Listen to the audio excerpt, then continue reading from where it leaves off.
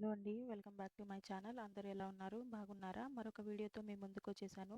పిల్లలకి స్నాక్స్ కోసమని బ్రెడ్‌తో ఇలా స్టఫింగ్ చేసి ప్రిపేర్ చేశానండి.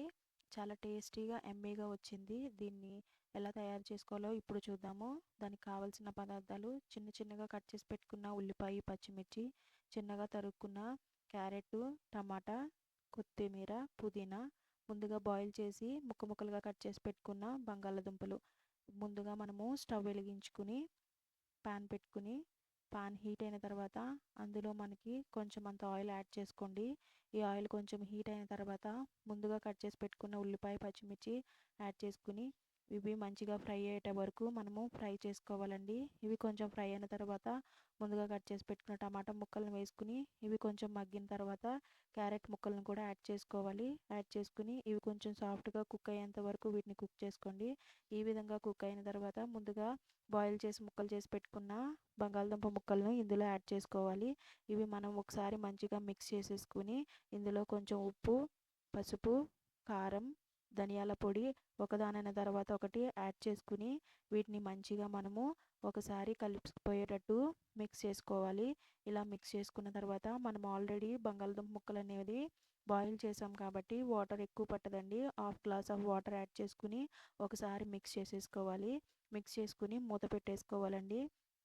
నేను అల్లం వెల్లుల్లి పేస్ట్ అనేది మనము ముందుగా యాడ్ చేయాలి, కానీ నేను మర్చిపోయానండి. అందుకని చెప్పి తర్వాత యాడ్ చేశాను. యాడ్ చేసి ఒకసారి కలిపేసుకుని కొత్తిమీర, పుదీనా కూడా యాడ్ చేసేసుకుని ఒకసారి మిక్స్ ఇచ్చేసుకుని స్టవ్ మీద కుక్ అవ్వడానికి మీడియం ఫ్లేమ్లో పెట్టేయండి. ఈ కుక్ అయ్యే లోపల బ్రెడ్స్కి సైడ్స్ ఉన్న బ్రౌన్ కలర్ ఉంటుంది కదా, వాటిని ఇలాగా వీడియోలో చూపిస్తున్న విధంగా తీసేసుకుని మీరు ఎన్నైతే బ్రెడ్స్ తీసుకున్నారో అన్నిటిని కూడా అలా తీసుకుని ఒక ప్లేట్లో పెట్టి పక్కన పెట్టేసుకోవాలి. ఇప్పుడు మనకి స్టఫింగ్ అనేది ఆయిల్ రిలీజ్ చేస్తూ ఉందండి. ఇప్పుడు టైం నుండి మనము దీన్ని దగ్గరుండి కలుపుకుంటూ ఉండాలి.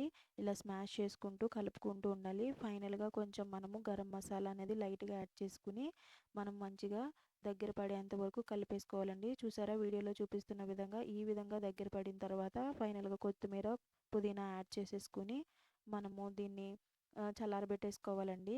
మనకి స్టఫింగ్ అనేది రెడీ అయిపోయింది. ఇప్పుడు అదే స్టవ్ మీద మనము దోశ వేసుకునే ప్యాన్ పెట్టేసుకుని స్లో ఫ్లేమ్ మీద పెట్టుకోండి. అది హీట్ అయ్యే లోపల మనము ఈ చల్లారిపోయిన స్టఫింగ్ని మనం ఈ బ్రెడ్లో పెట్టుకోవాలి. ఇలా పెట్టుకుని ఇలా స్ప్రెడ్ చేసుకుని దానిపైన రెండొక బ్రెడ్ని ప్లేస్ చేసి మనము గట్టిగా ప్రెస్ చేయొద్దండి, లైట్గా ప్రెస్ ఇచ్చుకోండి. అలా ప్రెస్ ఇచ్చుకుని మొత్తం అన్ని బ్రెడ్లకి ఇలా స్టఫింగ్ పెట్టేసి ఒక పక్కన పెట్టుకోండి. ఈ స్టఫింగ్ అనేది మనకి బయటికి రాకుండా ఉండడానికి మనము ఎగ్స్తో దీన్ని కోట్ చేస్తాము. 3 ఎగ్గులు తీసుకుని వాటిని కొంచెం సాల్ట్ యాడ్ చేసుకుని ఎల్లో అండ్ వైట్ మొత్తం మిక్స్ అయ్యేంత వరకు దాన్ని బాగా మిక్స్ చేసేసుకోవాలి. మనకి ప్యాన్ అనేది హీట్ అయిపోయింది కదా, దాని మీద కొంచెం ఆయిల్ యాడ్ చేసుకుని లేదంటే బటర్ యాడ్ చేసుకోండి. యాడ్ చేసుకుని దాన్ని ఇలాగా మంచిగా స్ప్రెడ్ చేసుకోండి. ఈ బ్రెడ్ని తీసుకుని ఈ ఎగ్లో అన్ని సైడ్స్ మనకి అతుక్కునేటట్టు దాన్ని ముంచి దాన్ని తీసి మనం ఇలా ప్యాన్ మీద పెట్టుకోవాలండి. ప్యాన్ మీద పెట్టుకుని ఒక సైడ్ కాలిన తర్వాత రెండో సైడ్కి దీన్ని మనము టర్న్ చేసుకోవాలి. ఇదంతటినీ మనము medium to slow flame adjust చేసుకుంటూ మనం కుక్ చేసుకుంటే మనకి లోపల వరకు కుక్ అయ్యి మంచిగా అవుతుందండి. ఇలాగా మనకి ప్యాన్ మీద ఎన్ని బ్రెడ్స్ అయితే పడితే అన్ని బ్రెడ్స్ని మీరు యాడ్ చేసేసుకుంటే మనకి కుకింగ్ కూడా తొందరగా అయిపోతుందండి. ఇలాగ అన్నీ యాడ్ చేసేసుకుని ఒకదాని తర్వాత ఒకటి ఇలాగ మనము తిప్పుకుంటూ అన్ని సైడ్లు కాలేటట్టు మనము దీన్ని కాల్చుకోవాలండి.